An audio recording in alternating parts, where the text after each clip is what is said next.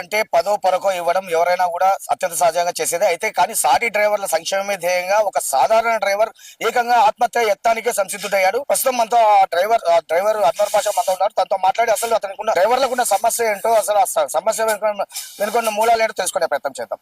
So Anwar భాష గారు, అసలు మీకు కలిగిన కష్టం ఏంటండి అసలు? సార్, నేను గత 35 ఏళ్ళ డ్రైవర్ని, ట్యాక్సీ డ్రైవర్ని. మాకు పెద్ద అతి ముఖ్యమైన సమస్య ఏమంటే, కర్నూలు బళ్ళారి చౌరస్తాలో కర్నూలు హైదరాబాద్ తిప్పే బండ్లు, అలాగే కర్నూలు అనంతపూర్ బెంగళూరు తిప్పే బండ్లు, అలాగే కర్నూలు నంద్యాల ఆర్లగడ్డ కడప తిప్పే బండ్ల ద్వారా మేము కర్నూలులో ఉండే డ్రైవర్లమందరూ కూడా ఉపాధి కోల్పోయాం. ఈరోజు మా ఇంట్లో కుటుంబం గడవలేని పరిస్థితి ఉంది. తినే తిండి కూడా లేదు.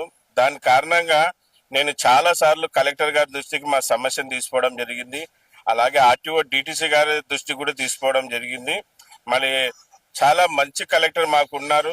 చాలా సార్లు న్యాయం చేయాలని ఆర్టీఓ డిటిసి గారికి చాలా సార్లు చెప్పారు మేడం. మేము పోయినప్పుడు అంతా వాళ్ళకి అక్కడికి పిలిచి అరిసి చెప్పడం జరిగింది.